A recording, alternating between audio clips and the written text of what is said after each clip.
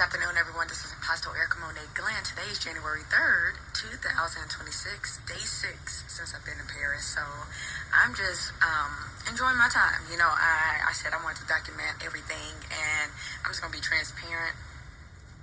It's not the first time I was out of the country, but it's one of those things of you still learn as you travel. And I just thank God for the experiences, because it preps you for the next place God is going to take you. And not only that, it just helps you help someone else along the way. Amen.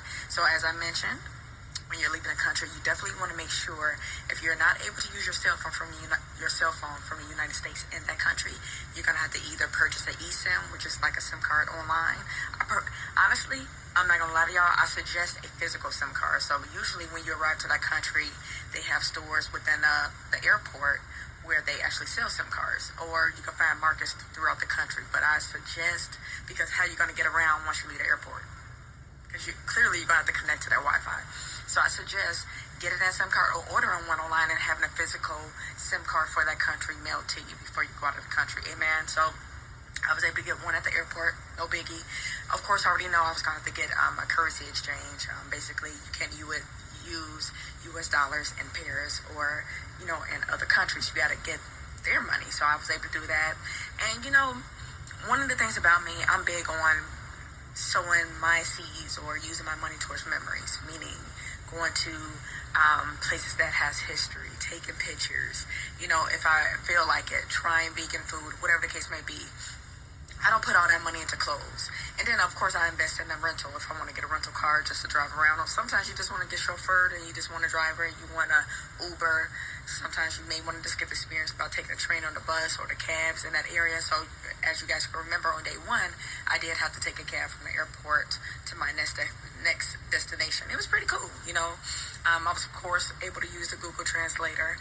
The cab driver was nice and everything. But it was definitely nice. And one of the things about it, the cab I was in, it reminded me of how they say a personal driver, like a personal car. It was black, nice and shiny and everything. The gentleman got out the car, of course, opened the door for me, and basically asked if I wanted him to put my luggage in the trunk and different things of that nature. But definitely 5-star treatment, 5-star treatment. And then, of course, the Airbnb.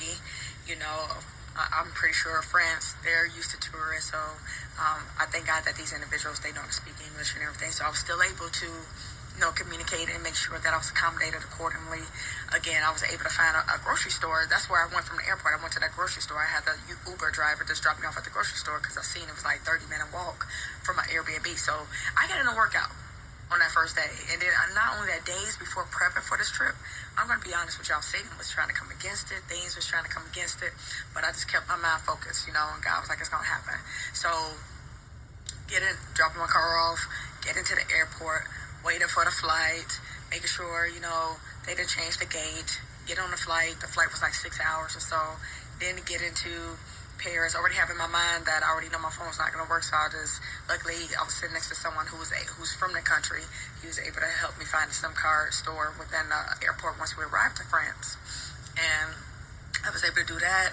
And then from there, I was like, okay, I was trying to get a rental. I was going to do like a tour rental from the airport, and it was just different things was going on. And then not only that, some of y'all banks, even if you tell your bank, like, hey, I'm going to be out of the country, so if you see some charges and all that, it'll be me and all that. Honestly, I had in my mind that when I got here, I wasn't swiping any cards. I was like, look, I'd rather just have cash. And I haven't swiped my cards since I've been here, because I'm big on security, and I'm like, yeah, I just rather have cash, And then, of course, I have whatever I do have in the bank in certain accounts, that's going towards, like, if I have to do Uber or if I want to rent a car. You see what I'm saying? I'm not going in no store swiping and all that.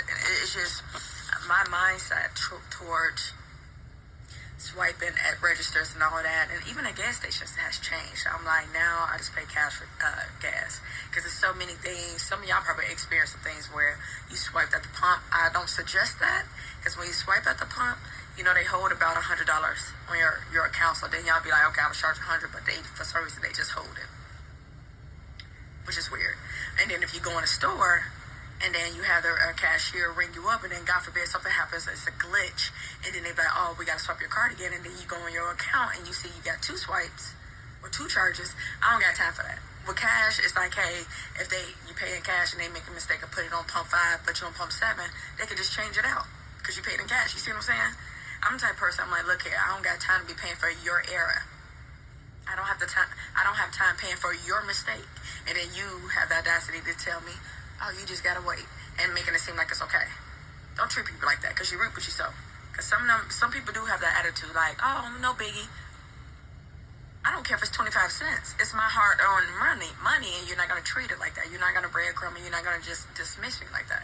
Now, if you allow people to take advantage of your money and treat your money any kind of way, treat you any kind of way, that's between you and you. But you ain't gonna project it on me. Can I get amen? Amen. I hear you in the back. But again, this is day 6. I look forward to the next few days. I just look forward to the next few days, and I'm gonna take you guys on a journey because I want to because right now, I'm not gonna say I'm playing it safe, but I'm using wisdom. God, He lets me know, like, okay, hey, this is what to do, and this is. So right now, He's keeping me, I would say, somewhat local, like near my Airbnb. Now I'm ready to like kind of go venture out a little bit more and all that. And one thing about it, I've been in the mission field since November 2017. And before traveling, I was doing missionary work within my community. So I'm gonna always figure something out.